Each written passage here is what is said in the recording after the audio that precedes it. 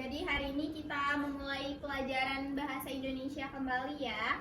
Tapi untuk pertemuan hari ini kita akan belajar dengan materi baru, yakni materi apa? Ikhtisar. Ada yang tahu nggak sebelumnya materi apa ini? Belum tahu. Sebelumnya ya udah nanti kita jelasin bareng-bareng. Tapi ibu mau absen dulu ya. Oke, Bu. Oke, yang pertama ada Hopipa Amalia. Hadir, Bu. Kemudian selanjutnya ada Dian Amberwati. Hadir, Ibu. Ada Rahma Novianti. Hadir, Bu. Kemudian yang terakhir ada Tita Gracia. Hadir, Ibu. Oke, lengkap semua ya. Oke, karena masuk semua, Ibu mau menjelaskan tujuan pembelajaran kita pada hari ini. Jadi, tujuan pembelajaran hari ini yakni agar kalian dapat memahami dengan baik dan dapat mengidentifikasi bagian-bagian utama dalam ikhtisar, misalnya seperti struktur, unsur, dan lain sebagainya. Nah, untuk itu langsung saja Ibu langsung jelasin ya. Jadi di sini Ibu bakal menjelasin apa itu pengertian atau definisi dari ikhtisar. Jadi ikhtisar ini adalah rangkuman atau ringkasan dari suatu teks yang berisi informasi penting dengan cara menyaring dan menyingkatnya tanpa mengubah makna aslinya. Kemudian berikutnya ada tujuan ikhtisar. Jadi sesuai dengan yang ada di PowerPoint berikut, ada 3 tujuan dari ikhtisar. Ada yang mau membacakannya? Saya, Bu. Boleh, Rahma. Jadi tujuan dari ikhtisar itu ada 3. Yang pertama, memudahkan pembaca memahami pokok-pokok pikiran dari sebuah teks. Yang kedua, menghemat waktu dalam memperoleh informasi dari teks yang lebih panjang. Dan yang ketiga, meningkatkan keterampilan siswa dalam menulis dan menyaring informasi penting, Bu. Oke, baik, benar sekali ya. Teman-temannya udah pada paham belum mengenai tujuan dan pengertiannya? Paham, Ibu. Oke, paham. Kita lanjut ya ke materi berikutnya. Oke, jadi di sini ada struktur, ada 3, yakni ada pendahuluan, inti pokok, dan kesimpulan. Nah, yang pertama, pendahuluan ini berisi informasi dasar tentang topik teks yang diikhtisarkan.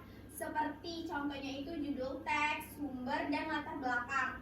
Sedangkan inti pokok itu adalah menyajikan ide pokok dan informasi penting yang terdapat dalam teks secara singkat. Kemudian yang terakhir, kesimpulan. Seperti yang kita tahu bahwa kesimpulan ini adalah ringkasan hasil pembahasan atau pandangan yang lebih mendalam tentang topik tersebut. Selanjutnya adalah langkah-langkah menyusun ikhtisar sesuai dengan Ibu jabarkan di PowerPoint, bahwa langkah-langkahnya itu terbagi menjadi 5 bagian.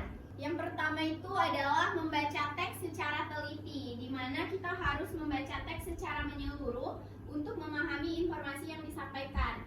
Kemudian yang kedua yakni menentukan ide pokok, di mana kita harus mengidentifikasi ide pokok dari setiap paragraf atau bagian dalam teks. Dan selanjutnya adalah menyaring informasi. Menyaring informasi ini artinya kita harus memilih informasi yang penting dan relevan, serta menghindari informasi yang tidak penting. Berikutnya adalah menyusun ikhtisar, di mana kita akan menulis kembali informasi yang telah dipilih dengan bahasa yang lebih singkat dan jelas, namun tetap mempertahankan makna asli. Dan yang terakhir adalah evaluasi ikhtisar. Setelah kita mengetahui langkah-langkah dalam menyusun ikhtisar tadi, selanjutnya kita akan cari perbedaan antara ikhtisar dan ringkasan karena keduanya hampir mirip ya. Mungkin di sini ada yang tahu nih perbedaannya. Sebelum Ibu menjelaskan lebih lanjut, Dian, oke, apa itu Dian? Kalau ringkasan itu misalkan dari sebuah teks, tapi yang diambil bagian penting-penting itu hampir dari seluruh teks. Tapi kalau ikhtisar tuh lebih sedikit lagi ya. Oke, baik, benar sekali. Kasih tepuk tangan dong buat temennya. Jadi benar apa yang udah dijelasin oleh Dian tadi, bahwasanya ikhtisar itu hanya mengambil bagian tertentu yang dibutuhkan dari teks asli. Jadi tidak seluruh teks yang diambil, sedangkan ringkasan itu mengambil hampir seluruh bagian dari teks aslinya. Nah, selanjutnya adalah Ibu kasih contoh dari buatan ikhtisar ya. Ini ada teks artikel. Ada yang mau membaca? Saya boleh kepada Hopipa. Dari teks asli sampai ikhtisar ya, Bu? Iya. Oke. Jadi Indonesia adalah negara kepulauan yang terdiri dari dari 17.000 pulau dengan jumlah penduduk lebih dari 270 juta penduduk. Indonesia menjadi negara dengan jumlah penduduk terbesar keempat di dunia. Negara ini memiliki keanekaragaman budaya, bahasa, dan agama yang sangat kaya dengan lebih dari 3.000 kelompok etnis dan 700 bahasa daerah. Keindahan alam Indonesia termasuk pantai, gunung, lembah, hutan tropis menjadikannya tujuan wisata yang populer di dunia. Nah, dari teks tadi didapatkan ikhtisar Indonesia adalah negara kepulauan dengan lebih dari 17.000 pulau dan penduduk lebih dari 270 juta. Negara ini kaya akan keanekaragaman budaya, bahasa, agama, serta memiliki keindahan alam yang menarik bagi wisatawan. Oke, pintar sekali. Kasih tepuk tangan dong katanya. Setelah Ibu memaparkan materi-materi tadi, apakah kalian telah memahami nih dari pengertian, struktur, dan contohnya tadi? Sudah memaham. Paham ya? Ada yang mau ditanyakan tidak? Sejauh ini belum ada. Belum ada. Oke, jadi kalau belum ada, Ibu mau kasih tugas latihan ya. Ibu akan membagi 3-4 orang jadi satu kelompok ya. Diajak ya temennya, jangan seperti itu dia. Nah, selanjutnya Ibu akan kasih kalian satu teks pendek. Misalnya itu dari sebuah teks cerita pendek Ibu kasih, kemudian kalian akan membuat kisahnya, kemudian dianalisis sesuai struktur dan kaidah bahasanya. Ibu kasih kalian satu teks, kemudian nanti kalian analisis ya. Oke Ibu. Dibagi ya tugasnya, ada yang mencari struktur, merangkum kisahnya. Ibu kasih waktu 2 menit, apakah cukup? Cukup.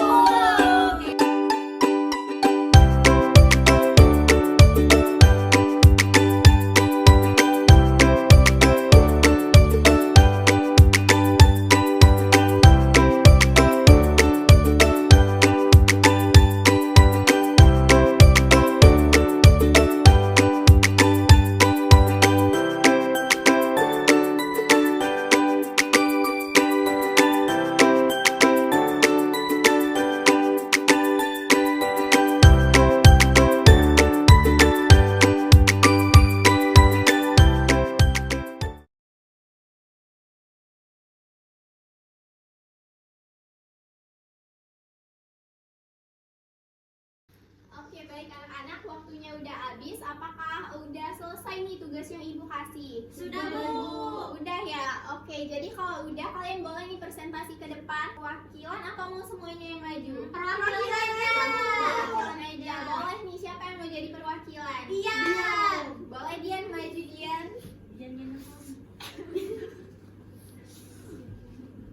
Teman-temannya dengerin ya. Dian mau membaca hasil analisis yang udah dia buat. Baik, Bu. Baik, terima kasih Ibu untuk kesempatannya. Jadi di sini saya perwakilan dari kelompok akan membacakan ikhtisar dari teks yang sudah Ibu berikan tadi. Jadi judulnya itu keuntungan belajar di luar negeri. Jadi ikhtisarnya itu belajar di luar negeri dapat memberikan banyak keuntungan, terutama bagi siswa yang ingin mengembangkan kemampuan akademis dan pribadinya. Salah satu keuntungan utamanya adalah kesempatan untuk mengenal budaya dan bahasa asing. Namun, belajar di luar negeri juga datang dengan tantangan. Selain biaya yang lebih tinggi, siswa harus menyesuaikan diri dengan lingkungan baru dan terkadang jauh dari keluarga. Meskipun begitu, pengalaman ini sering menjadi modal berharga yang akan membantu siswa dalam mengembangkan karir di masa depan. Sekian ikhtisar yang dapat dia sampaikan, Ibu. Baik, udah baik banget ya hasil ikhtisar yang udah kalian buat. Oke, Dian boleh duduk kembali. Tepuk tangan. Nah, karena waktunya juga udah mau habis dan Ibu udah kasih penjelasan mengenai materi hari ini dan tugas buat kalian, jadi Ibu mau tutup pembelajaran pada hari ini. Apakah mau ada tugas rumah? Tidak ada, Bu. Tidak, Bu. Tidak ya. Oke. Jadi sebelum Ibu menutup pembelajaran pada hari ini, Ibu harus kasih kalian tugas rumah karena ini sudah menjadi kewajiban kita sebagai guru dan siswa. Nah, tugasnya itu adalah Ibu akan kirim kalian 2 teks yang berbeda, kemudian akan kalian analisis sesuai dengan struktur dan buat ikhtisarnya kembali. Sampai di sini apakah kalian sudah paham? Paham, Ibu. Oke, baik. Sebelum kita menutup pembelajaran, maka boleh nih buat doa terlebih dahulu. Kepada Dian boleh? Teman-teman, sebelum kita mengakhiri pembelajaran hari ini, ada baiknya kita berdoa menurut agama dan kepercayaan masing-masing. Berdoa dulu. Berdoa selesai. Oke, amin. Baik, terima kasih anak-anak sudah hadir pada pertemuan kita hari ini. Ibu tutup ya. Sampai jumpa di minggu selanjutnya. Assalamualaikum warahmatullahi wabarakatuh. Waalaikumsalam warahmatullahi wabarakatuh. Terima kasih Bu. Terima kasih. Terima kasih Bu.